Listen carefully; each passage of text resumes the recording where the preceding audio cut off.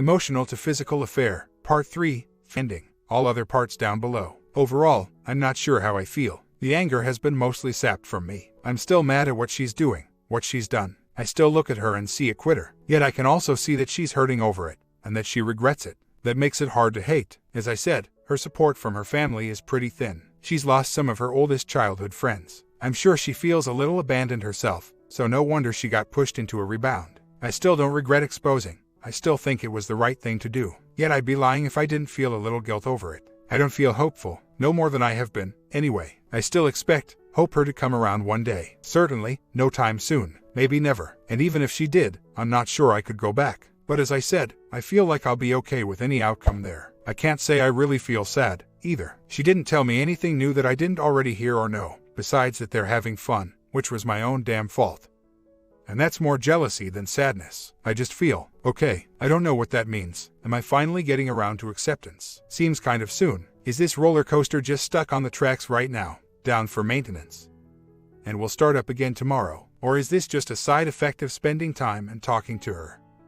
The high of a drug that will soon wear off and leave me back between anger and despair. I guess we'll see what tomorrow brings. I read back what I typed, and I realize most of this has been about her. Analyzing her actions and words, trying to figure out what she's doing. It's hard to stop doing, but you're right. I can't fix her. Maybe she doesn't really need fixing at all. I know I do though. Part of my problem was the idea that this split was a competition, and I had to go out and be happier and live life fuller than she was. Maybe that's a common pitfall. I don't know. But she's an extrovert with a huge circle of friends, and she's out all the time. That's not me. I have a smaller, closer-knit circle, and as an introvert, I often would rather be by myself anyway. So, it felt like anything I would do would be paling in comparison to what she was doing. That if she were somehow able to see me sitting around playing video games or enjoying a good book while she was out on the town, she'd have pity for me or something. As stupid as that sounds. So, I just get trapped reading online, thinking about her.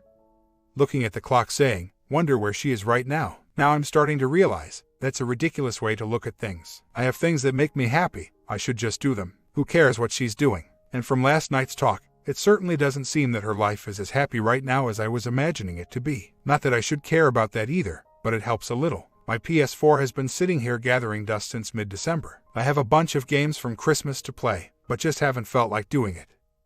Again, maybe the idea that it would be considered lame compared to whatever she's doing. Screw it. I like gaming, and it'll serve as a nice distraction anyway. I need to dig my telescope out of the basement and get back outside on the next clear night. That's always been my way of getting away from it all, and I need to do it again. I've just made excuses recently. Too cold, too tired, whatever. None of that stopped me from using it last winter.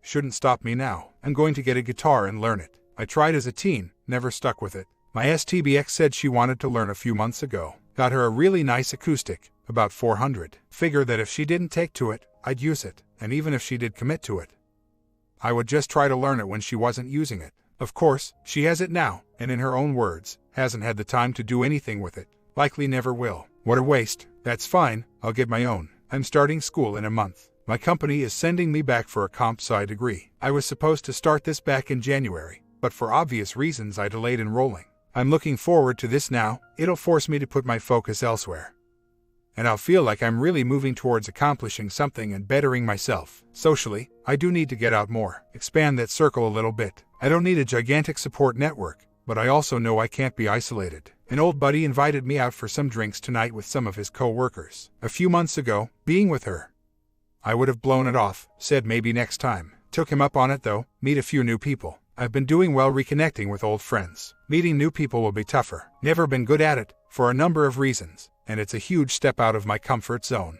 Today I'm still feeling the same as last night. Not terribly sad, not terribly angry. I'm still a little resentful of what she's done, how she quit, why I'm here. I don't know if that will ever really fade, short of her wanting to attempt our, but the anger is down a lot from where it was a few days ago. I can't say I'm happy, but right now I'm content, and for now I'm glad the roller coaster has ceased, although I'm sure it's temporary. Part of me fears I may still be in shock from what I learned last night. The mind movies of her in Rebound have been the worst part of last night and today. I can't believe I brought that on myself last night. A literal 2x4 to the head would feel better. I mean, I had already kind of assumed they were being intimate. I mean, if you're going out with someone, it's kind of implied, but at least I didn't know. And I could try to convince myself that she might not be ready for that yet. Now I know, and I can't unknow it. Kind of like continuing to check a Facebook account for updates from a recent ex. You know there's nothing to find there but pain, but you keep picking at it anyway, and eventually you see something you can't unsee, and you wonder why you did it to yourself. Sometimes I'm able to easily block them out and focus on something else. Other times I find myself dwelling for a few minutes and asking myself questions I don't want answers to. Is he better? Is she enjoying it more? Are they trying things we didn't? And eventually I get to the point where my entire body just feels cold and numb, and I have to get up and take a walk and do something. Anything to think of something else. And on a logical level, I know this is all stupid. I mean, I certainly can't expect her to be celibate for the rest of her life. No more than I would expect myself to be. And I'm sure the movies I'm playing in my head are much more passionate, fantastic than they actually are in real life. I guess it's a mix of jealousy over someone else having her body, and sadness that she, with all of her insecurities about the way she looks, has opened herself up completely to someone else in such a short time. Part of me wonders if I just need a casual encounter of my own to get it out of my system, but I've never been that kind of guy. And I doubt it would really make me feel any better. I know this isn't quite the same as a BS having to deal with mind movies of their WS and the other person, but to those who have been in that boat, how did you deal with this? When I've tried to detach, stick to business only, etc., she just jumps to the conclusion that I'm angry, I hate her, I want nothing to do with her. And then she just shuts down and pulls away herself. I'm not sure if this is a game she plays, knowingly or unknowingly, calling my bluff, trying to see if I'm still there and will reassure her. Not sure if I should just let her throw her tantrum and stay dispassionate, because obviously reassurance defeats the purpose for both me and her. It probably doesn't help that early on in the separation, and after learning all the details of her PA, I did write more than a couple angry emails, texts. I failed the 180 terribly on that part, and I'm making sure I don't do that anymore. But it's very hard to display happiness, confidence, and all the rest when you're just not speaking to each other, and there's really not a whole lot of business matters left to discuss, so the excuses to talk are becoming few and farther between. I know the steps in the 180 are supposed to be counterintuitive, but now more than ever a lot of it feels wrong. I'm not saying I would initiate conversation or hit her up every day trying to talk. That's not good for me or for her. Not at this point anyway. She hasn't said anything to me today, and if I hear nothing from her for the next week, I'm okay with that. But if she feels a need to talk to me for whatever reason, I think giving her some kind of warm, happy, confident conversation would go farther than a cold shoulder. I could very well be wrong. I will find someone much better than the person my wife is right now. I still miss who she was, and I still hope that she would re-emerge, as unlikely as that is. I know many will say the woman I idolized never existed in the first place. Maybe that's true. For now, though, she still felt real enough to me. So, it's like dealing with two different people, grieving the loss of my wife, while dealing with the anger, resentment towards the person who replaced her. Little bit of anger again today, at myself and at her. I reached out yesterday about rent money she owed, and after she replied, I added thanks for sitting down the other night. I'm sure it wasn't easy to say some of those things, but I'm glad you did. Talk to you soon. And, nothing in the 36 hours since. I shouldn't have done that, and maybe I shouldn't expect anything back, but not even a thanks for hearing me out, or something along those lines. I don't know. I can't help feeling like I was used. She got her chance to clear her conscience, and now she has no need to talk to me, which is fine. I'm certainly not going to chase or keep reaching out. I know I shouldn't keep the focus on her, but I have spent some time recently trying to focus on her flaws, knock her off the pedestal, so to speak, maybe trying to convince myself that I wasn't as happy as I'd like to think either. She had a hell of a temper, often would snap at me like I was the damn dog. If she was under stress of some kind, say, looking for her keys and couldn't find them, and I'd offer up, have you checked such and such place? I'd get back, of course I checked there, in this tone that would just make me shut down. Sometimes she would notice right away and apologize, more often she wouldn't, and I would just try to shake it off and avoid an argument. Dorat tendencies, I guess, got worse and worse towards the end, and when I brought it up in one of our final arguments, she actually believed she had gotten better at it, and hadn't done it in a couple of years. Nope, not true. Compulsive overspender. We never really picked someone to run the finances. I just kind of assumed the role, and was fine with that. We agreed to one rule: if one of us was planning to spend more than a certain amount, we'd run it by each other first, not for permission per se, but simply so I could check the accounts and move around money, bills if needed. In 8 years, I never once told her not to anything she wanted, and in actuality she probably was spoiled. She always blew this rule off, and I'd get blindsided by multi-$100 shopping sprees. Most of the time she'd come home with several bags of clothes, shoes, I'd ask how much she spent, and she couldn't even remember. I'd get frustrated, revisit our rule, she'd apologize and agree to do it next time. Rinse and repeat. At one point towards the end, we briefly talked about opening separate spending accounts that we could put money into and spend freely. And she was open to the idea, but I didn't want to feel like I was controlling or treating her like a child. Doormat again. Well, those are her problems now, and I'm sure it'll be a tough adjustment for her. Physically, totally incompatible. Desires totally mismatched. I can count on one hand the number of times she initiated in 8 years, despite me telling her so many times how I'd like that. She probably would have been content to go months without if I didn't initiate. The bonding was good, don't get me wrong, but bland, routine, even. No attempts to spice it up worked. Anything outside of the normal was discouraged. Nothing special in 8 years. And taking care of your own needs might as well have been grounds for divorce. Duck. I wonder how many men in my position would have been driven to cheat themselves. Sorry, not sure if any of that is too graphic for this forum. I digress. Very little compromise on her end. She would make up her own rules and guidelines, and if I disagreed or thought they were maybe a little unfair, I was accused of a lack of empathy, that it meant a lot to her, so I should just do it, even if I couldn't understand why. One example, we both smoked. Her rule was no smoking in the apartment. I obliged most of the time, but if it was extremely cold out, or bad weather, I would sometimes sneak one with a door or window cracked open. When I got caught, it was a huge deal to her, a lack of respect towards her, as she put it. And I'm not saying she was wrong, but when I look at the above list, and all the things that I was frustrated by, and her lack of empathy, I realize she's much better at giving that advice than taking it for herself. That's a start, anyway. I'm sure I could come up with more if I gave myself more time to. And while I still fully admit to my own flaws and things I did wrong, maybe I'll write those down later. I think it's important for me to realize that she wasn't perfect either or is not worth the isolation I'm giving her. Looking forward to the weekend. I think it's the first time since New Year's that I've genuinely been excited for anything. I don't even have any firm plans yet, but my resolution is this: to take a break. I haven't done that since New Year's either, or I need to. Just a couple days of no internet, getting off Facebook, stop unloading on friends and family about everything I'm going through, and just clearing my mind of all of this. Of course, as soon as I'm ready to start my take a break weekend, she makes contact. Email asking me about how to set up internet, TV, utilities at her new place. What level of internet speed is considered good? At our old apartment, did we pay for water and electricity separately? Are there any utilities to pay for besides those? Etc. All with a very cheery disposition, and a hope that we can meet up again soon to exchange the money she owes me. Not sure how to play this one. Blows me off for 2 days, and when she needs my help again, there she is. My initial reaction is, you threw me aside. I'm not here to help you with any of this stuff anymore. Not to mention that all of those questions can be answered with a quick Google search and a quick call to her leasing office. She has to know that, so why is she bothering me with it at all? Just to see if I'm willing to help, or see what kind of mood I've been in since our sit-down. I wouldn't blame her for that, since I haven't done a great job of hiding my angry mood swings from her in the past. At the same time, it does come across as somewhat manipulative of her. Do I help her out here, showing her that I can be friendly, only to have her then cease contact again until she needs something else from me? Or do I ignore it, sending her the message that she has to do these things on her own now, which she will then probably interpret as me being angry, hating her, and she'll pull away again? Or do I reply and just be honest, telling her that I'm not angry,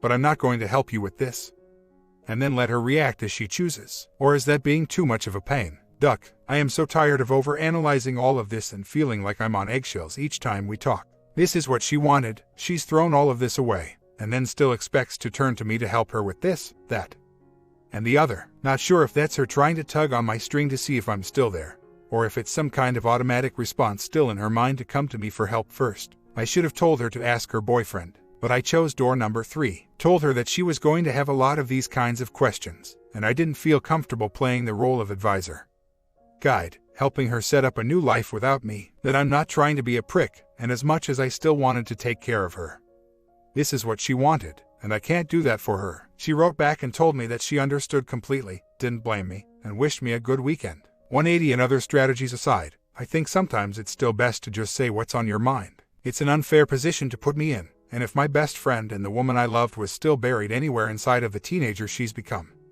she would understand that. And she did. I still have the PI set to tail her this weekend and get proof of adultery between her and her new boyfriend. That, coupled with their relationship being plastered all over her FB profile, should give me a slam dunk. Once I have it, I can file immediately, and be totally done within a couple months. Otherwise, my state mandates a year of separation before filing no fault. I could handle my best friend divorcing me if we exhausted all options and decided this simply couldn't work. I'd still be crushed, but I'd eventually get over it and be fine. It's the affair, the trashing me behind my back, the quitting without trying to resolve anything, that will take a long time to get over. I may never be able to do it. She knows this, and I've told her that if I find out, I just can't be friends with her ever again. It's her doing for taking the coward's way out. I'd like to think it's not guilt so much as it is that she really does care about me, but simply does not find us compatible as a husband-wife pair. Maybe she's right, but I would have at least liked a chance to try and address the issues. For our entire 8 years together, she was always a weekday 9-to-5 worker. For 7 of those years, I worked a much odder schedule.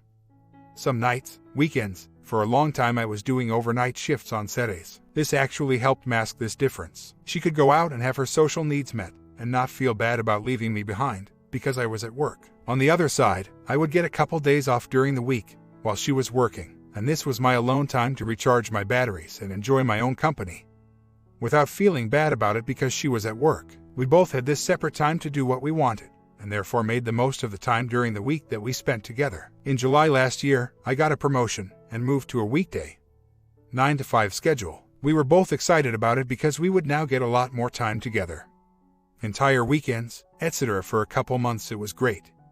And we were out and about all the time. After a while, it started to drain me, and I think we both started to feel guilty about it. Now if I wanted some time to myself, I couldn't get that without actively choosing myself over her or her social outings.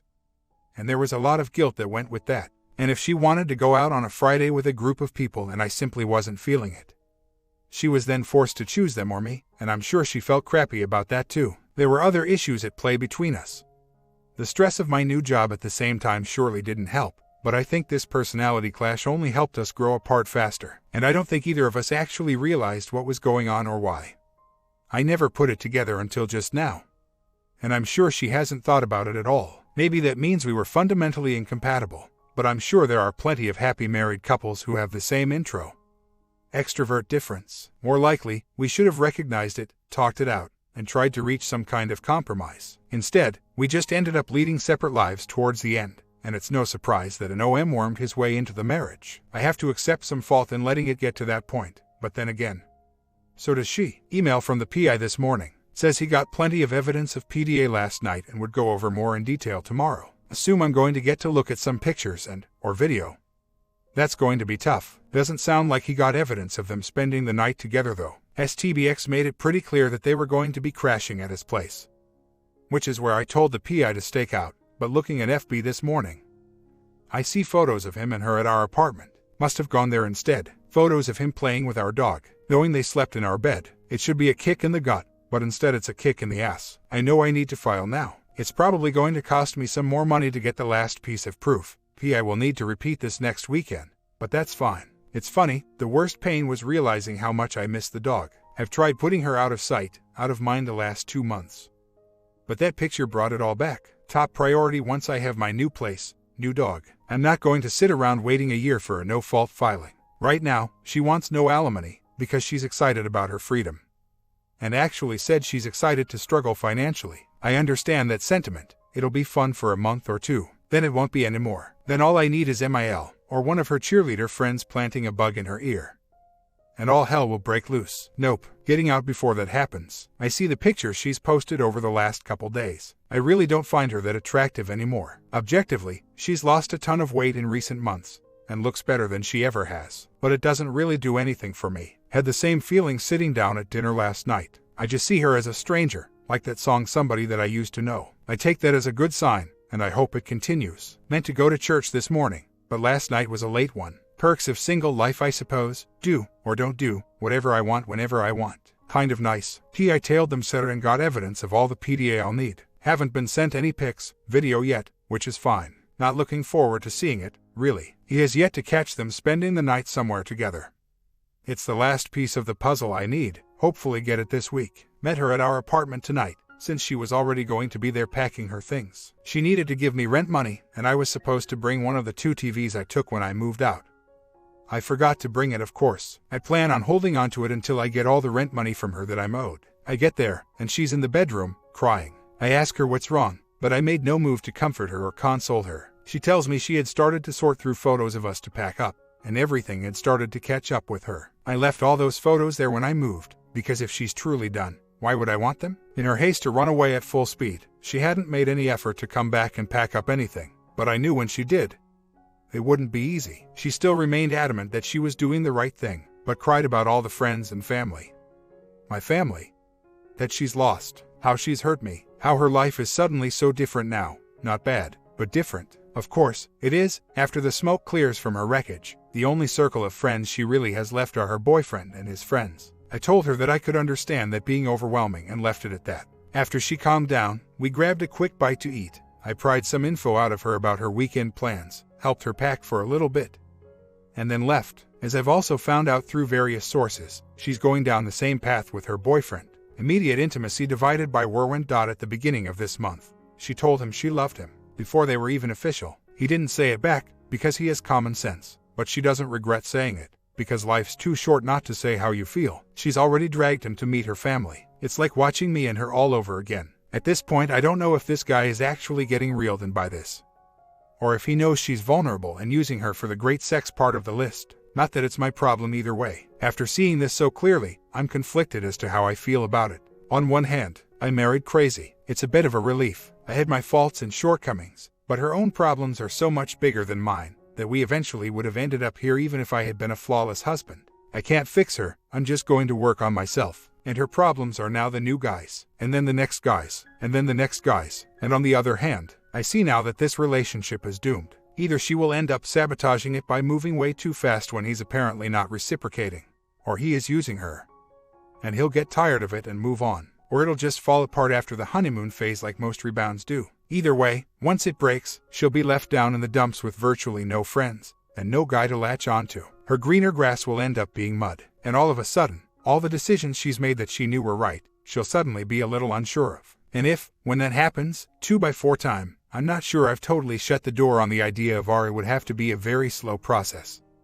Total opposite of our original courtship, and if at any point she was impatient or offended about that, she could hit the bricks. I'd need to see real changes from her, and now I would know what those are. She would need some IC of her own. In reality, it would be more likely to fail than succeed, but right now I'd be lying to myself if I said I wouldn't at least try. Then again, let's see how I feel 3 months, 6 months down the road, or whenever her bubble bursts. That also makes me unsure about filing now. I'm still going to have the PI follow this through and have it in my back pocket if she changes her mind on alimony or anything else. But I don't know if filing a SP nets me anything positive. I think I may be better served just totally detaching from her for a good 2-4 months. No contact at all. Work on myself while she plays out her fantasy. See where it goes. Like I said, by that time I may be totally done myself, and not interested in her, but until that time, I can't slam the door shut until I'm really ready to do so, and it seems like I need that few months of NC for myself as well. It seems like every time I spend an evening with her, I only wind up in a fog of my own. I can't do that to myself anymore. I forgot to mention that when we met up last week, I broke away for a minute to retrieve a VAR from her car. I had put it in there way back early on in the separation, trying to prove the affair between her and OM1. I had forgotten all about it until now, but wanted to grab it before she found it and assumed I had planted it more recently. I got home that night and threw it on the dresser and forgot about it. Figured there was nothing in there I needed to hear now. But then, against better judgment, I listened to it yesterday. A lot of it was conversation between her and OM2, and it's amazing to me what a wall will say or lie about to make themselves feel better. First, some quick backstory. Early on in our marriage, we were flat damn broke. Like, borrowing $40 from her parents on a Tuesday, so we could eat until Friday and pay them back kind of broke. When we joined our finances, we both had a few credit cards, small store cards mostly, all limits of $500 to $800. They were all maxed, and most months I simply couldn't keep up with them all. Some of it was naivety, struggles of two people learning to budget together. A lot of it was simply not having funds. Both of our credit ratings took a huge hit. Eventually I liquidated my retirement at work, got a few grand, and finally cleared it all out, then started a new retirement account. How she spins this. She thinks I intentionally ignored those cards and intentionally sabotaged her credit. Part of my control over her, keeping her from leaving by making her financially unable to leave. Of course, her boyfriend agreed wholeheartedly. It's revisionist history to a degree I can't even comprehend. And even better, she's just a flat-out liar. She talked to him about how after she left, her her first order of business was fixing her credit. So, she immediately signed up for a credit monitoring service to keep tabs on things. Her boyfriend commended her on her responsibility and taking back control of her financial situation. I actually laughed out loud while I was listening. I signed us both up for that service years ago, after clearing our debts, so that I could monitor and work on rebuilding both of our credit scores. She totally forgot it existed at all until we were splitting up our finances. And I reminded her that she needed to cancel it or change the billing info to her new account. I've seen stories of the couples who decided they weren't right for each other, split amicably, and remained close friends afterwards. Initially, I wanted that really badly. Even if we weren't destined to remain husband and wife, I could have at least settled for best friends. But once you factor in everything, the lies, cheating, trashing me behind my back, why bother? When I first confronted her about the trash talk, she gave me some bull about how she had lost herself for a while. And that wasn't her. And that wasn't what she really thought of me. And she was so sorry. Well, now I can see that it's still going on. So, either she truly believes that kind of crap about me, that I intentionally tanked her credit to keep her prisoner. In which case, why does she have any interest in being friends? Just dangling me along to get more out of me and keep me on a string until the D is final. Easing guilt. Or is she deliberately lying and distorting the past so that she can manipulate her new boyfriend into a rescuer? So that he'll give her the moon. Or maybe a little bit of both. I'll probably never know. I don't even care enough to try to overanalyze it. All I know is that whatever the reason for her whitewashing, it's not a quality I would want in a friend. Strange morning. Woke up in a funk, couldn't pull myself out of bed. A voice in my head saying that whatever happened today, none of it was going to make me happy. Why bother? Just a huge weight on my chest. I felt like I had backslid the whole way back to the day she left, and I couldn't figure out why. Without even really thinking too hard about it, in my head I said, you have no idea what today will bring. Make yourself happy. And that's all it took. I've had an extra bounce in my step all morning. A renewed energy that I haven't felt in months. I feel good. She hasn't been dominating my thoughts anymore. Been that way for a few days now. And when I do think about her, I see her faults and flaws as clearly as I remember the good qualities. She's off the pedestal. Just a girl. I still idolize the woman I fell in love with and married. But I also recognize that she's gone, and possibly never existed at all. A memory, nothing more. Got to work, logged onto Verizon first thing, and blocked her number. I don't need to hear from her. She still owes me money towards our apartment. She can mail me the check. Otherwise, there's no need for communication. She's not getting any more property from me, no more concessions. No more help setting up her online bill pay, or her wireless internet, or her computer. I don't care what she thinks about that. I don't care what she thinks about me, or how she decides to skew the last 8 years. I don't care if she ever wakes up one day and regrets this. I'm cutting the strings. Detached. I'm not even reacting out of anger anymore. I just feel totally indifferent. Hoping to hear from the PI today. I want to file a SAP and be done with this. Going to try to do it without a lawyer. No kids, no property to divide, and she's far too destitute right now to hire her own counsel. Now I have to take the focus off of her, and back onto me. I've been saying that, haven't been doing it. I truly feel ready to do it now. I want to find out who I am. Never been truly on my own before. I went from under my parents' roof, to under her parents' roof for a short time, to our own place. I'm looking forward to single life. It's scary and exciting at the same time. I do miss the dog though. Think I'm more upset about that loss than anything else at this point. As strange as it sounds. I'm getting pissed, because this has been 9 weeks of separation now, and for every day up until yesterday. All I did was roll over, stay out of her way, jump when she said to, give her whatever property, possessions she decided she wanted, offered to help her pay for things she couldn't afford on her own, like the taxes she now owes because she wanted to file separately. And now, after putting up a single boundary, I'm the bad guy. I'm pissed at myself for doing any of this in the first place. Already knowing what she was saying about me behind my back.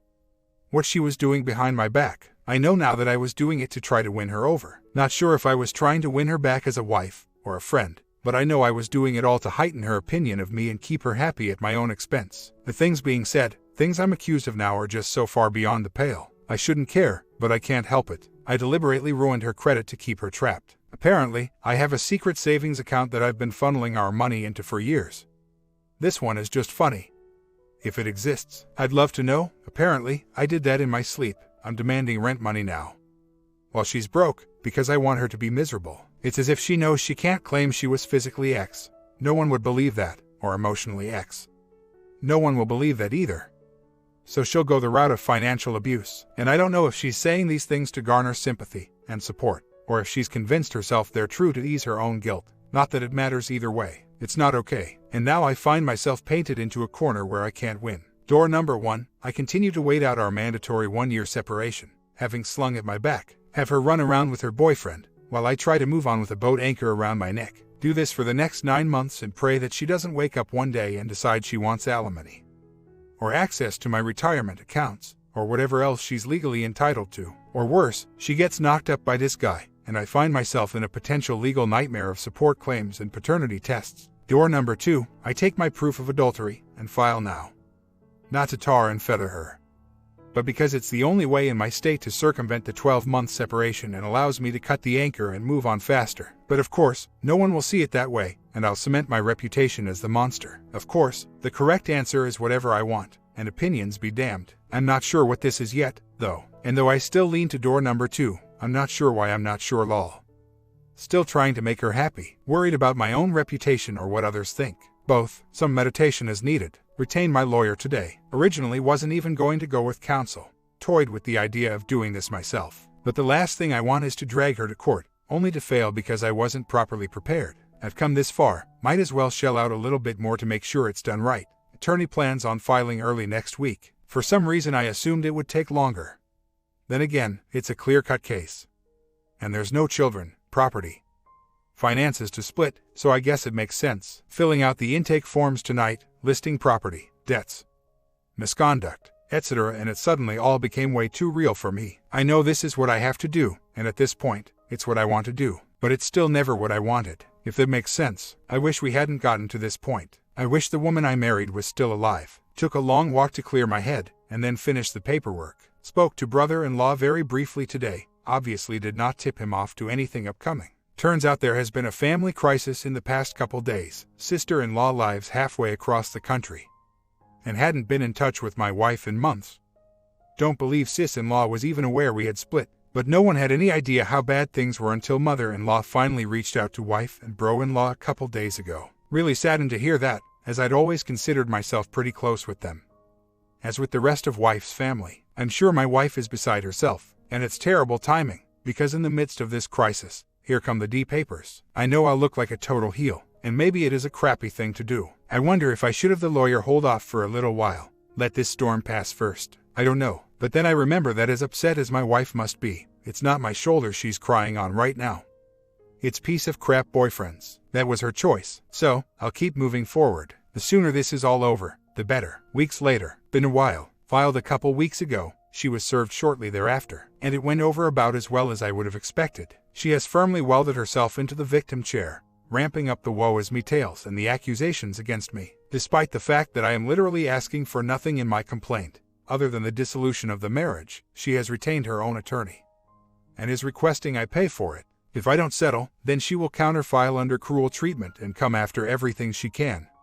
Retirement, possibly alimony, etc. I'm livid. Now my options are to either pay her to go prove adultery, or go into court fighting for everything, where I know the odds will already be stacked against me from the start.